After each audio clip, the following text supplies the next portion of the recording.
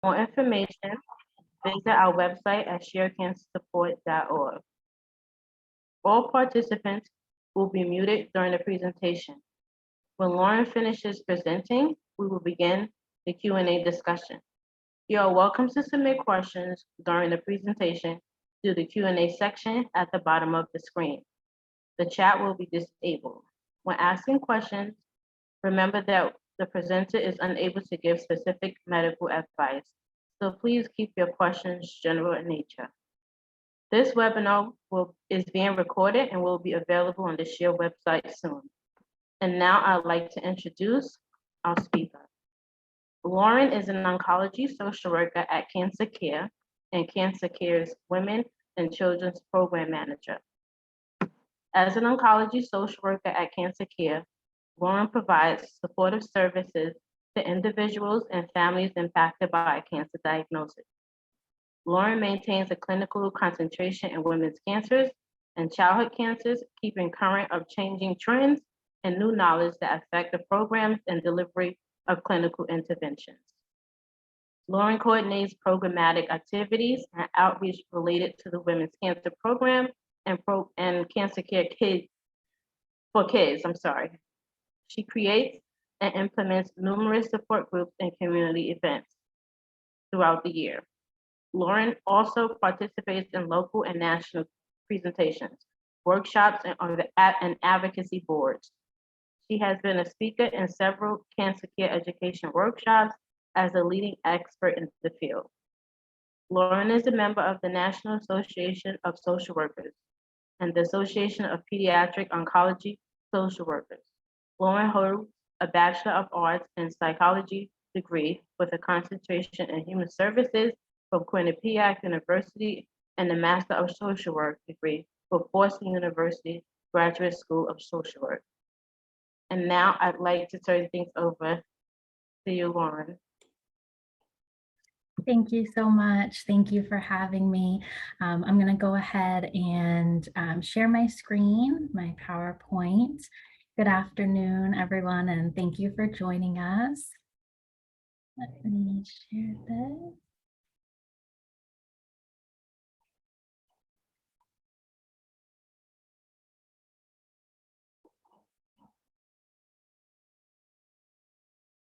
Okay.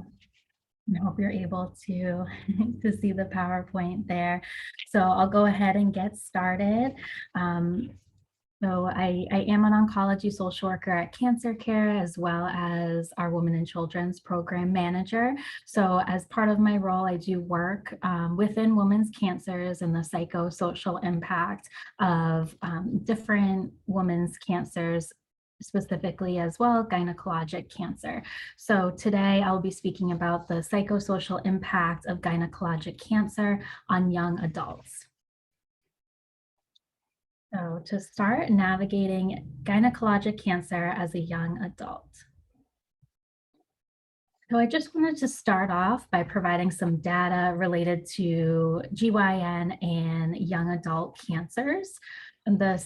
So approximately 94,000 women are diagnosed with gynecologic cancer annually. In 2020, approximately 89,500 young adults were diagnosed with cancer. And then just a chart here, just going through the site of cancer diagnosis. So the site could involve several different diagnoses, and then the rate of new cases from 2014 to 2018 per 100,000. So as we're focusing on young adults today in the presentation, I wanted to discuss address some of the unique challenges that young adults do experience. So young adults face a variety of challenges that are specific to their age, and that may include body image, low self-esteem, dating concerns, sex intimacy, fertility preservation, family planning, increased feelings of isolation.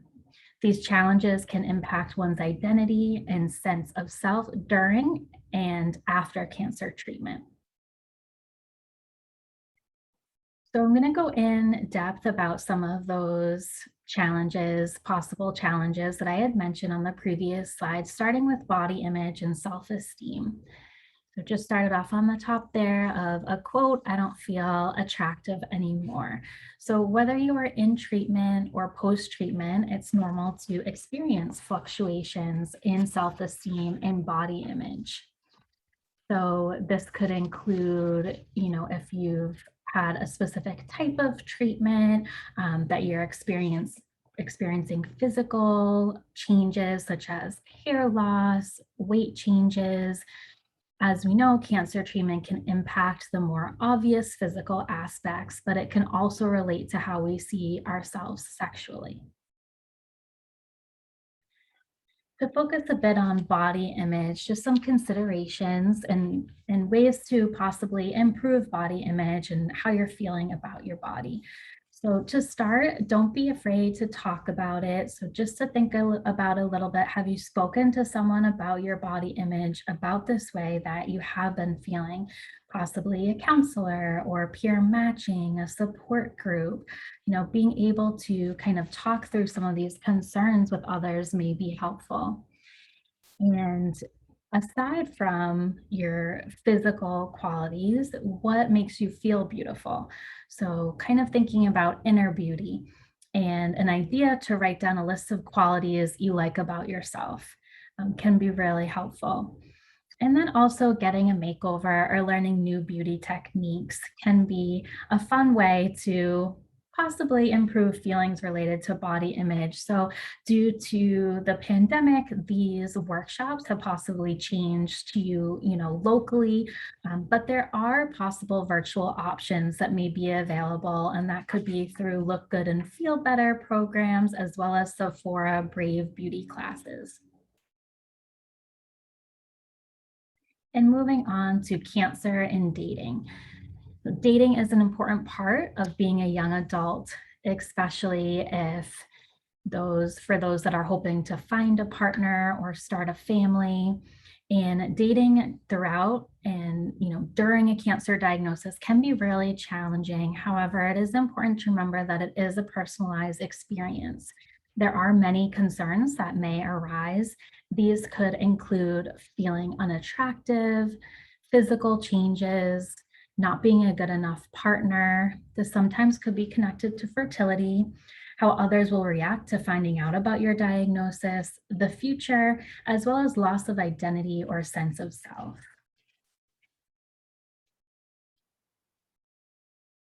Let's talk a little bit about dating and disclosure. So when a young adult has been diagnosed and has started dating someone or is in a relationship, thinking about when to disclose this information or when to share this with a partner. So this can be really a personal decision and what feels best, to that individual. So, um, just pulling a possible quote, "I just started dating again. When do I tell my partner about my cancer diagnosis?" So, as I mentioned, is a personal choice, and your diagnosis may be part of your story right now, but it is a great reminder, to remember that you are definitely more than a cancer diagnosis. There are a lot of pieces of you that make up your overall identity. Some people feel that it's best to disclose at the start of a relationship, just to have that conversation to begin. And others may feel, that they'd like to develop a stronger sense of trust before disclosing this. There's no right or wrong way to disclose. However, it is important not to wait too long to disclose, and just thinking about in the way of, how a diagnosis can impact yourself if you have upcoming treatments, a treatment regimen. Just being able to have and communicate this with a partner and loved ones can be beneficial. So when we think about dating, we also want to factor in online dating. So continuing on our disclosure, specific to online dating. As we know, dating can definitely add another layer. And if you're currently online dating or considering creating a profile, make sure that you're comfortable with your own narrative first. So that could include deciding what you'd like to share and how much. And remember, there's no right or wrong answer here, staying true to yourself and just going back to, how you would describe yourself and, what you would like to share with others, as well as taking some time to reflect on these questions. For example, has your experience with cancer changed what you are looking for in a partner? It's possible that a cancer diagnosis can change priorities, perspective, and it's definitely helpful to see, where your values kind of lie at that point in time.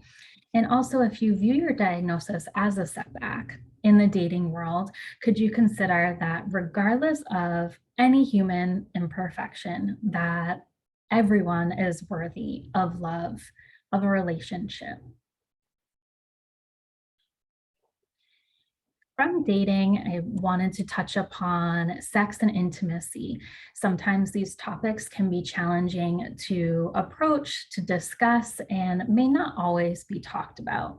So body image and sexual esteem can go hand in hand. The treatment side effects and post-treatment long-term side effects can have a direct impact on sexual function and sexual esteem. So many women in treatment or post-treatment could experience painful intercourse or other side effects that may diminish sexual pleasure, which I will also include some of those examples in the next couple of slides as well. So whether you are single, dating, or partnered, a change in sexual intimacy can have a large impact on your ability to feel safe and secure in your relationship overall. And painful sex is directly linked to a decrease in desire or sexual libido. Many couples, when we think about sex and anything that, comes up, related to intimacy, there may be a challenging that may be a challenging topic to openly speak about, because it could come with negative connotations, but it is okay to talk about and can be helpful to have these conversations with a partner, especially in describing the way that you're feeling, physically as well as emotionally and mentally. So as I've kind of led to and mentioned, communication is key. First and foremost, have you spoken to your medical team? So if you are having any type of experience, a dissatisfying experience, or something painful or concerning, or just questions in general, definitely can be addressed with your doctor and your medical team. You can let them know, see if they have any suggestions. There may be ways that they'd be able to help, through this as well. So research shows that patients are less likely to address sexual concerns with their medical team out of fear of making their doctor uncomfortable. So doctors are absolutely there to be able to have these conversations. They want to be able to find solutions to some of the concerns that you may mention, and they are knowledgeable in this area. So having those conversations are really important. And it may be the doctor's responsibility to address some of these sexual health needs, but it's also, a great reminder to be your own advocate as well, and be able to bring this up if there is a concern. It is also the safest way to treat any symptoms relating to sexual dysfunction as a result of treatment. So some of those that I mentioned, I'd mentioned a little bit more in detail. So this could be vaginal dryness, painful intercourse, anxiety relating to intercourse, difficulty reaching orgasm, or a decreased sensation. Next steps. So whether you are single or partnered, it's important for you to decide what you are comfortable with in terms of sexual intimacy. You can start by setting boundaries around sexual activity, intimacy, and knowing what feels good to you and what doesn't, giving yourself permission to express concerns surrounding sex and intimacy to your partner or potential partner. And even without the addition of a cancer experience, sexuality and intimacy will definitely ebb and flow throughout the lifetime of a relationship overall. And it's definitely important to acknowledge this, that it may not stay the same, regardless of a cancer impact or experience, it may not stay the same throughout the lifetime of a relationship. And also thinking about, sexual intimacy, intercourse is not the only way to give and receive pleasure. When experiencing changes in sexuality and intimacy, can definitely think of different ways, thinking outside of the box. And there are several ways to express intimacy that may not include intercourse. So this could be spending time, cuddling, feeling the embrace of the one you love. It could be talking, in-depth conversations, trying something new experiences, as well as, dancing together, sleeping together, giving each other a massage, even cooking together, creating something new together, can be intimate. Fertility can be a huge challenge and concern for many young adults, especially those diagnosed with a gynecologic cancer. And when we're thinking about treatment and treatment possibilities, fertility is definitely something that will come up and can be a discussion to have before beginning any type of treatment. So this could be an immediate concern, and there are fertility preservation procedures. However, they must happen before treatment begins. Again, of course, I'm not a medical professional, and I would definitely recommend speaking to your doctor about this and when this would need to happen. But at diagnosis, fertility is definitely a conversation that can be had. So if you are newly diagnosed and your medical team has not yet brought up the topic of fertility, you can advocate for yourself by initiating the conversation and just kind of what to expect up ahead. And being prepared can definitely be helpful, such as gathering a list of questions ahead of time, what you would like to speak to your doctor about, and anything that you've been thinking about that would be helpful to have a more in-depth conversation with them about. And it's definitely important to maintain open and honest communication with your healthcare team to receive the best care possible.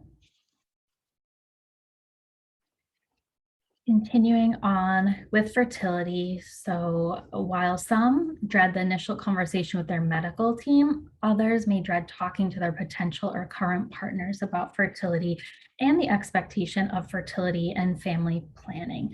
For young women with gynecologic cancer, the conversation about fertility can cause extreme emotional distress and anxiety. The conversation often has negative connotations, but it does not need to be this way. Reframing the conversation as a fertility talk may be a good first step. Keeping in mind that this conversation is not only for those that are in serious relationships, but for anyone who is comfortable discussing this topic. For budding relationships, newer relationships, it could be a good tool to understand a partner's intention and our intentions overall. And remember that this is not necessarily a one-time conversation. Although the first talk could be the most difficult, this absolutely can be an open dialogue and can happen throughout several conversations. So we don't need to kind of, let everything out in that one conversation. It may transpire throughout several smaller conversations as well. So just some suggestions here in approaching these conversations. So using I statements when expressing how you feel. For example, I am feeling anxious that after treatment, I will not be able to have a child. Can we talk about this? Ask questions, do research, and stay informed. While too much information can be overwhelming and definitely, that is recognized, but it's also important to stay informed about what your options are. So it's definitely an intricate balance of kind of that information overload and kind of feeding through what's most relevant to your situation and what would be most helpful moving forward. And then also considering inviting your partner to appointments so they can stay involved and kind of go through that experience with you. Women may feel a sense of guilt when discussing fertility challenges. Women may feel that they are holding their partner back from having biological children if fertility preservation or conceiving naturally is not an option. So speaking about some of these feelings with your partner can absolutely help. Sometimes, women may feel that sense of guilt or have these ideas when that may not be true for the partner, or they'd like to talk this through further, figure out what the options are. So until you have that conversation, we really don't know what they may be specifically thinking. And then don't be afraid to seek professional help. Fertility concerns, especially those related to a cancer diagnosis, can cause emotional distress for yourself and your partner. And at times, additional support may be necessary, and that's okay. So that could be individualized support group, kind of connecting with others to, hear others' experience with going through any fertility concerns. So navigating family planning. So for those that struggle with fertility or unable to have biological children, different family planning options may be available. Many family planning options are expensive. However, there are programs that assist with grants toward this cause. I definitely have several resources that I can kind of list through in the next a few slides down that talks about some of those different options. And also, it is important to recognize that adoption and surrogacy could cost more than some people may be able to afford, and these might not feel like viable options. But for those at risk of infertility, it is important to communicate with your oncologist to seek a consultation from a fertility specialist, as they can assist in navigating next steps. So while you're having, this conversation with your oncologist, or, asking a nurse or someone from the medical team about some of these concerns you may have, they may be able to recommend or refer you to a fertility specialist.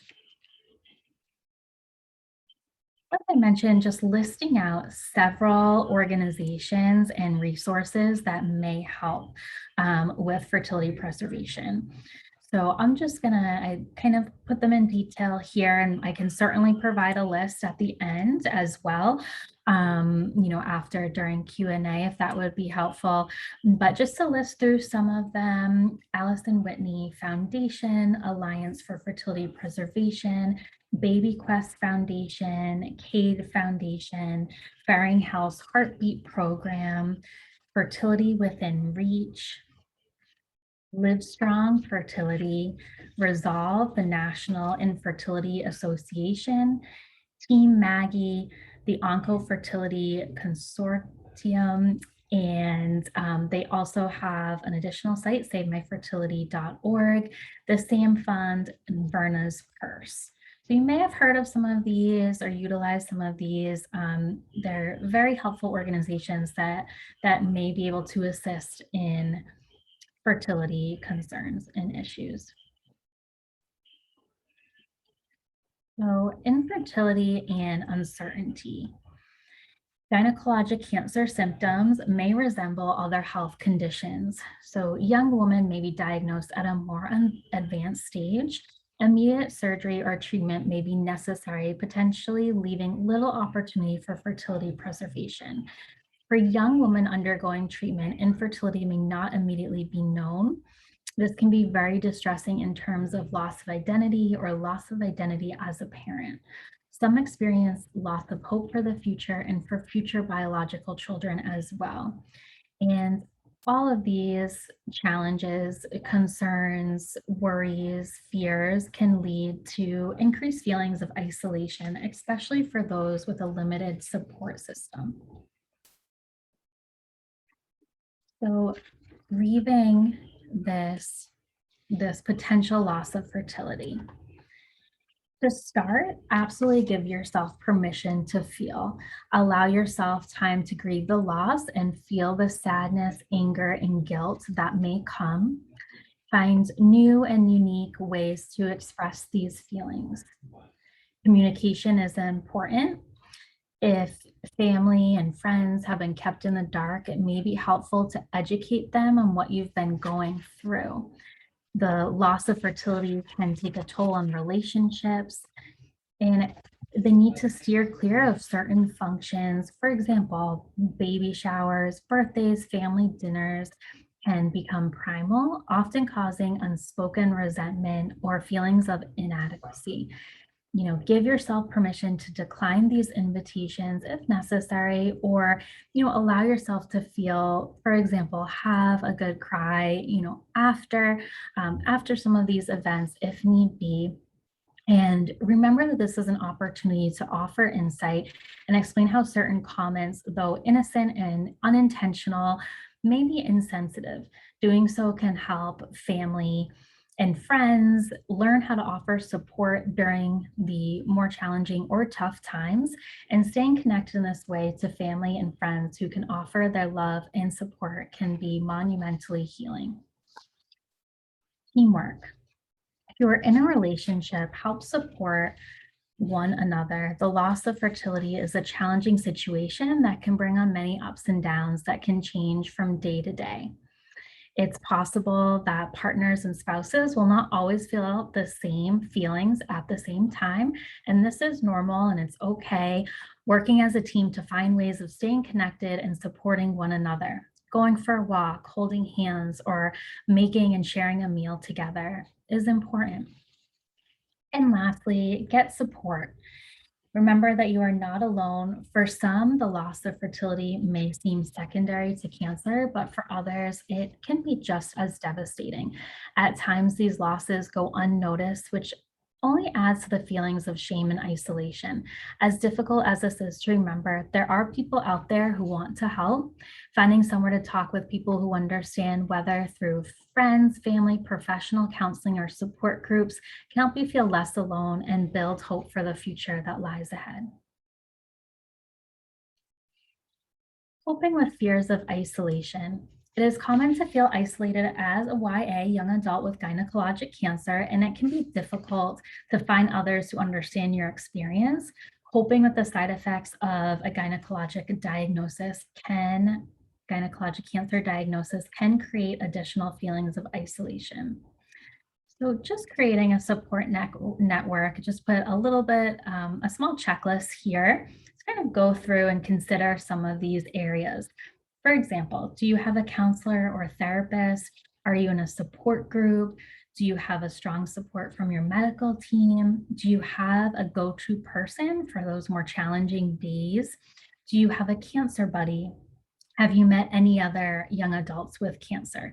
While everyone's situation may be slightly different and support may look different to each person, these are just some ideas to create that support network. It doesn't mean that all of these work for everyone, and you may want to pick and choose what works best for you, but just to kind of recognize that these are some areas that could help strengthen that support network, especially during those challenging times. And then utilizing your support system. So asking for help, allowing yourself to ask for help because you absolutely deserve it. Think about who you can rely on, leaning on those you can trust to follow through with your requests. Assign someone in your support system to be your point person if that's helpful for you. And each member of your support system might have a different or a unique role.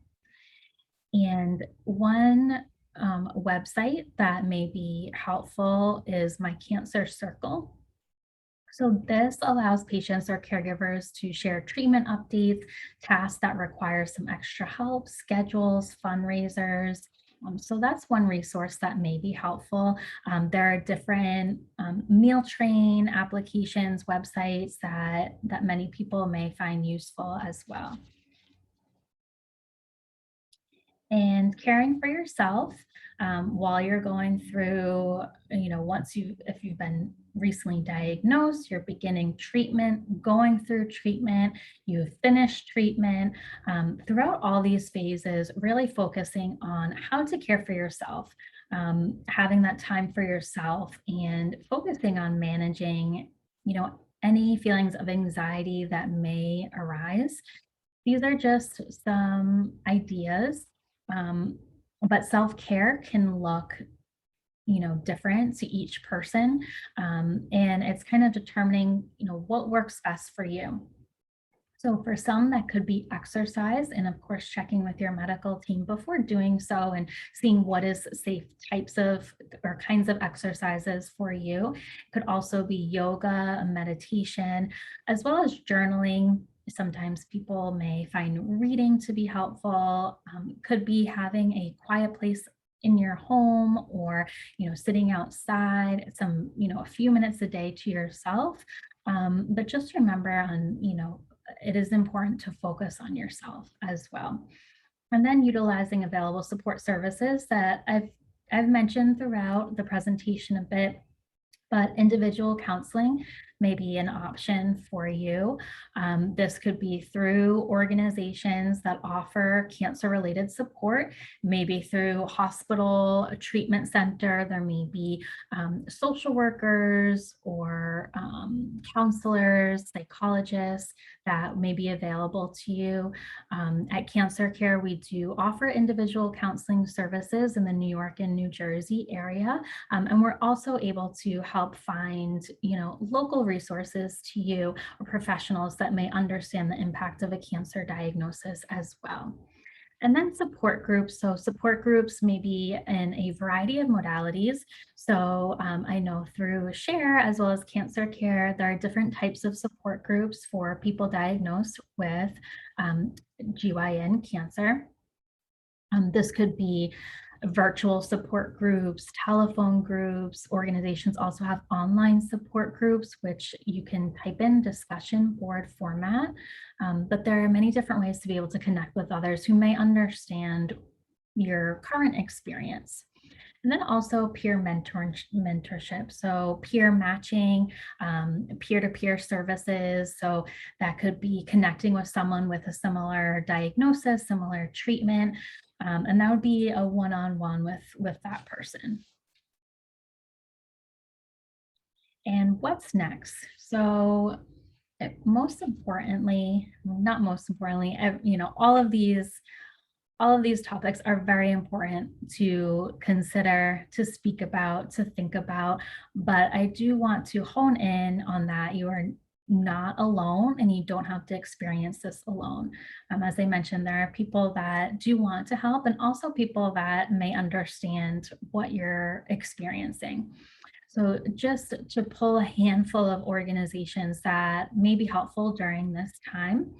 CancerCare can help provide supportive and educational services to young adults diagnosed with cancer. SHARE offers support to women with gynecologic cancer and loved ones. Services include the Young Woman's GYN Cancer Support Group. The Live Strong Foundation, I did also mention them in regards to fertility. They do provide reproductive information as well as resources, financial support, and as well as possible reading material publications related to any risk to fertility. First Descents provides outdoor activities and adventures for young adults impacted by cancer and other serious health conditions. Stupid Cancer Foundation offers a lifeline to the adolescent and young adult cancer community by connecting them to age-appropriate resources and peers who get it, who may understand, what they're experiencing. And then just here are some of my references just that I kind of highlighted throughout the presentation. And that closes off my PowerPoint presentation for now. So thank you so much for listening, and thank you for the opportunity to be here. So then we'll transition to Q&A. So I'll stop sharing this as well. Well, thank you, Lauren, for, that was a great presentation. And I think you gave a lot of this sort of resourceful and helpful information. So thank you for that. Thank So, you. now we can start the Q&A. You can still submit questions in the Q&A section at the bottom of your screen, and we will try to get through all of the submitted questions, but we may not be able to due to time constraints. So, we have some questions, and one of the questions are, how should I explain having an ovarian cancer diagnosis to my peers? Sure.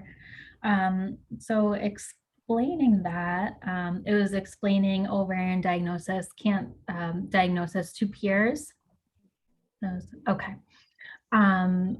So, thinking about what's, again, most comfortable to you and how you would like to have these conversations, it's important to remember, even with peers, as I mentioned, with dating, it is, you can share as little or as much as you would like to share. And it does depend upon, everyone's situation as well, what, your diagnosis may entail, what treatment may involve, how that may impact your relationship, your daily routine. If this is a peer, I'm not sure if this would be a friend, or possibly a school peer or co-worker, but it's important to remember that you can share as little or as much as you'd like. As an example, you could share that you have been diagnosed, that you have these types of treatments coming up, what that may look like, what may be up ahead, and that if you'd like to speak about it then, or letting them know kind of on your terms as well, if you'd like to go more in depth, or for now maybe that is what I'd like to share, and then maybe down the road we could talk a little bit more about it. So I guess it really depends on kind of what's up ahead as well. Nefatari, did you have anything you'd like to add to that? Yeah, I can say from my own personal experience, how I went about telling, like my friends and family members, and even, my siblings about my diagnosis. What I did was, I tried to learn as much as I could about it, in order to be able to have that knowledge to be able to explain it to them. And I also, offered, asked them to go with me to an appointment to see my oncologist, or even to treatment as I was going through it. For them also to be, gain knowledge as well, and maybe it'll help, with them with their fears and any other questions that they may have, or just see what it's like, for someone, in my particular age group to, go through such a diagnosis. And, they did have some questions, that they were able to ask the oncologist, and but as well as myself. And they were very supportive of me once, they were able to learn more about it. Yeah, definitely. I think that it can be, kind of what I mentioned early in the presentation, it can be really challenging to approach, these situations. You don't know others' responses, of course, and it is about what makes you most comfortable. But I think also we think about our loved ones, and, how this, how they may respond, or how this may impact them as well, thinking about, sharing this with, a parent or a sibling, or, not wanting them to be upset, and that you're you're being cared for and doing what you can. I think that's really important to let them know that the medical team has, this treatment plan in place. You're going to go through this, and they're doing everything that they can to help you. Absolutely. And so this next question, I think you also covered it quite a bit, but I don't know if you would mind Sure. elaborating on it. Mhm. So it says, when starting a new relationship or dating, when should you tell that person that you have or have had cancer? Okay. Yeah, I think this is definitely, really important to think about. And I think this does come up often. So, I know I mentioned, but this is really a personal choice, and what feels right to you, as well as within the relationship. I think that it does, the point in which you decide to share could depend upon if this is a newer relationship. It could depend upon, how long you've been in this relationship.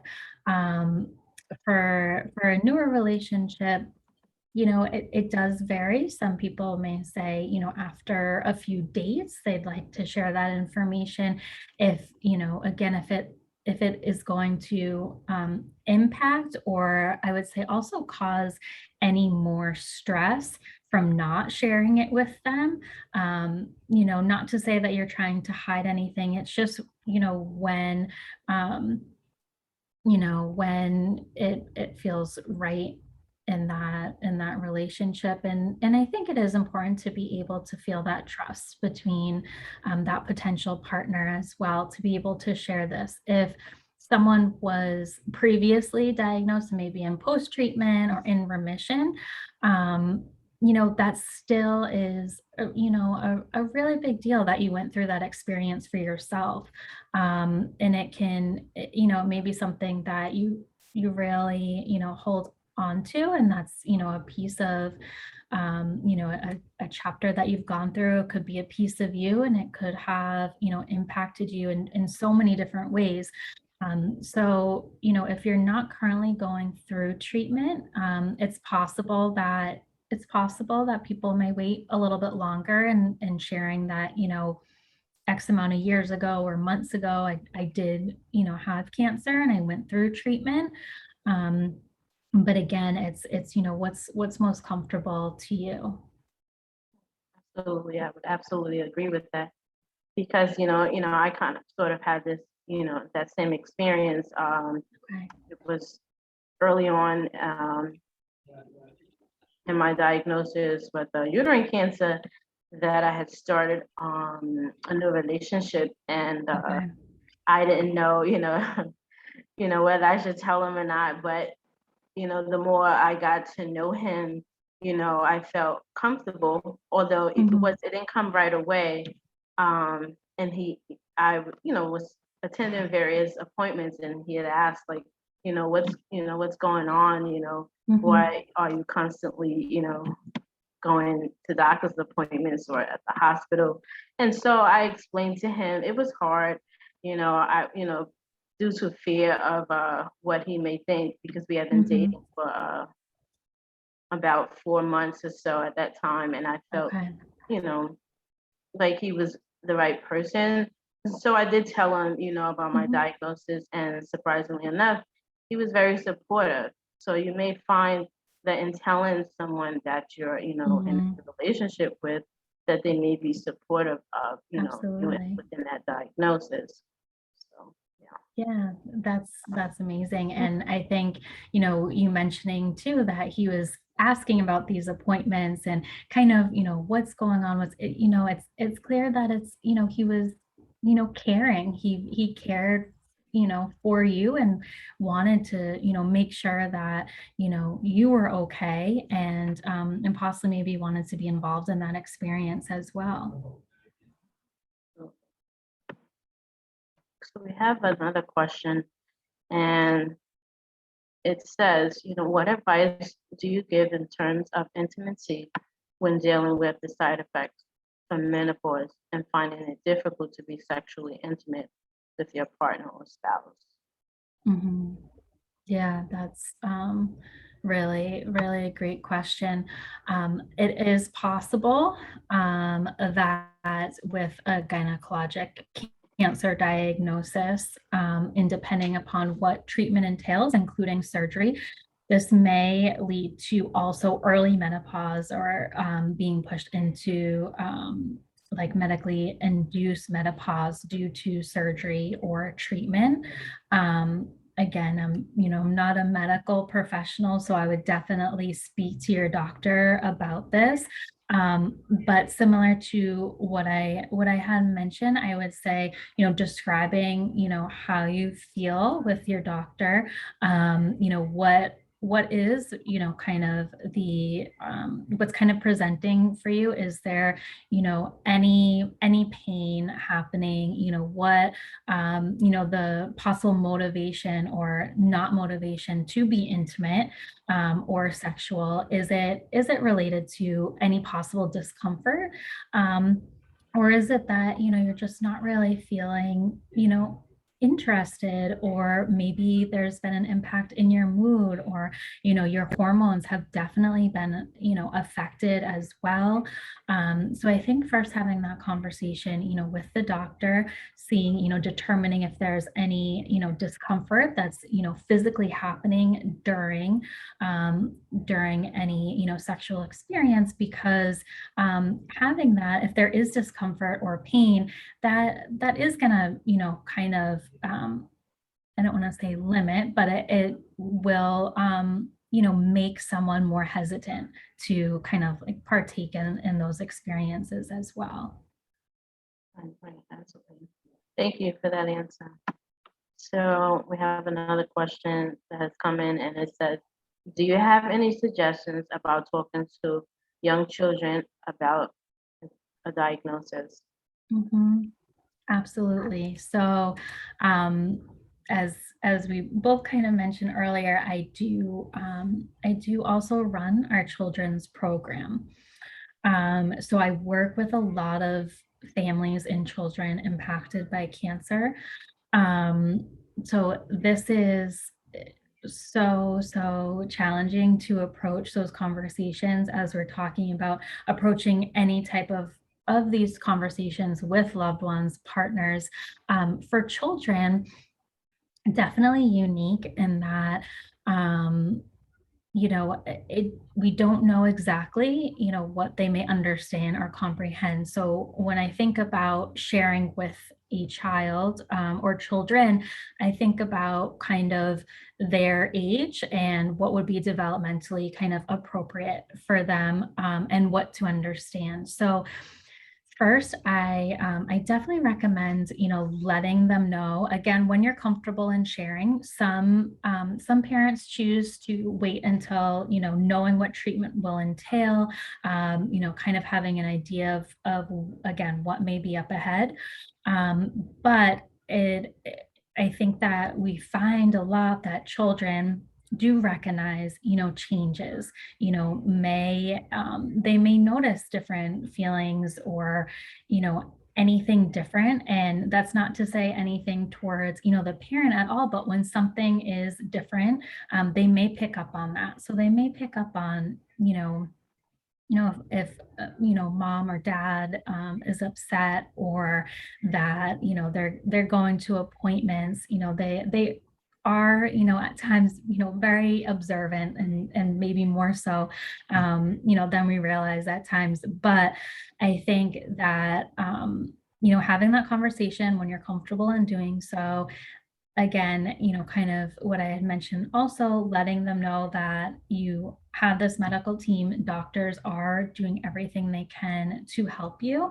And also utilizing the term cancer, especially for children to recognize that cancer is different than a common cold or an illness. It is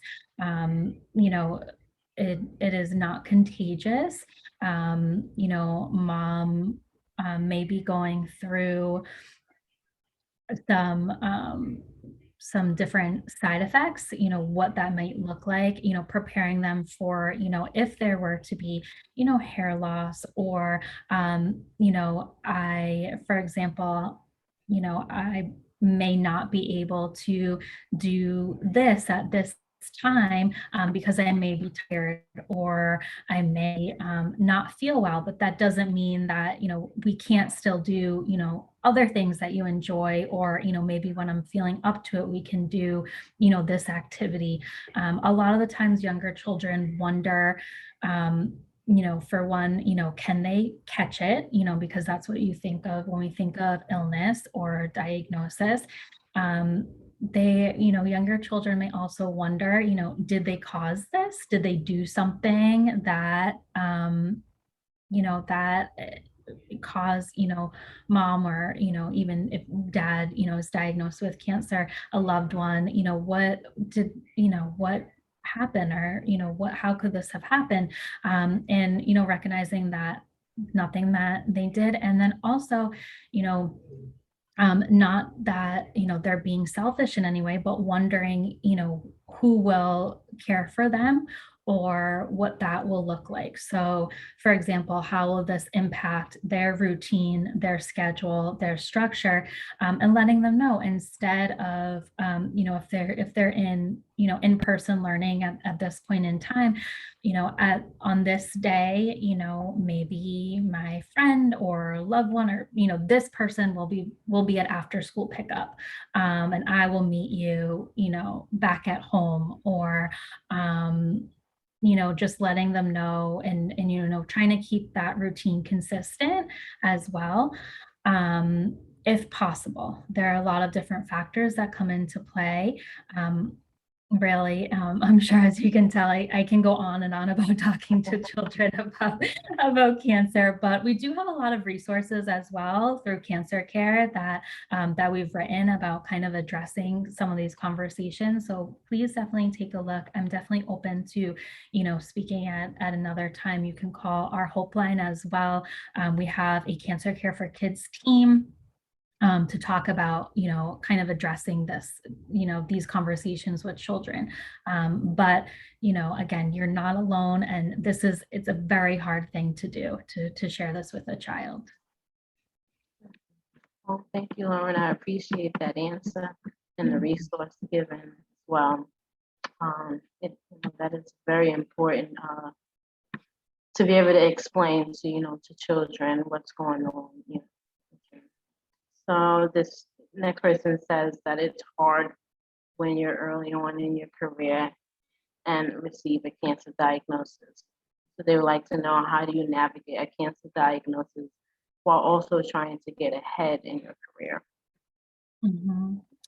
Absolutely. I think that is, something, another really great question. And it's something that truly comes up a lot when we're thinking about, age-specific diagnoses. So it's such a challenge when you have been working so hard to get to a certain point, in your education, in your, career, and you want to keep on, whether that would be, grow or, professional growth, kind of climb up the ladder, whatever that may look like, in your career, or your workplace.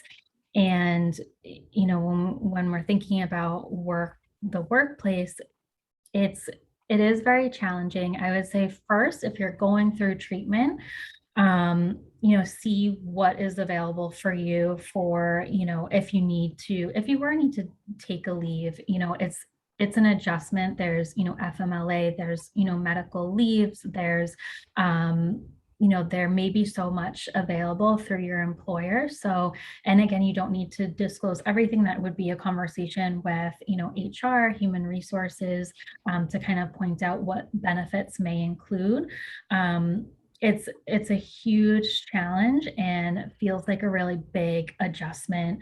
And that's okay. And it's really hard to process and accept that huge change from what you kind of envisioned, and what you've been working towards.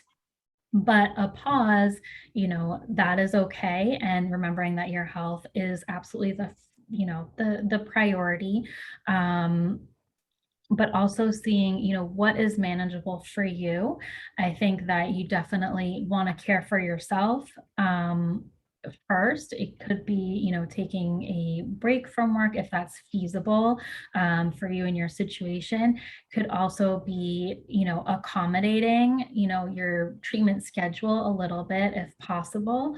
It could be, maybe working, part-time, again, if that's feasible, or, seeing what other options may be available.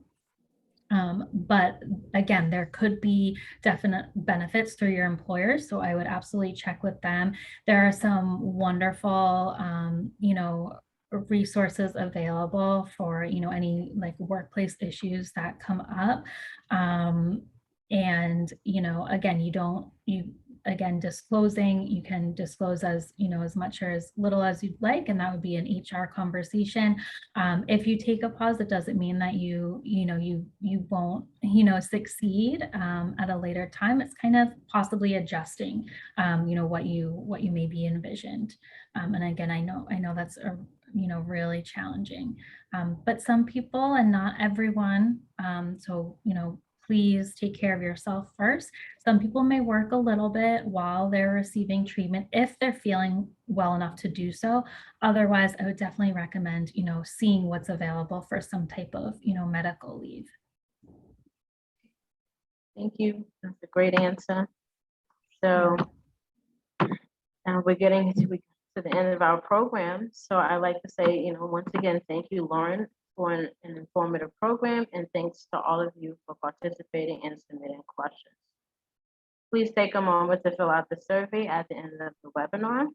The survey will show up in the browser when the webinar ends, and the link will also be in the follow-up email. All surveys are anonymous. Thank you, and goodbye, everyone. Have a good day. Thank you. Take care.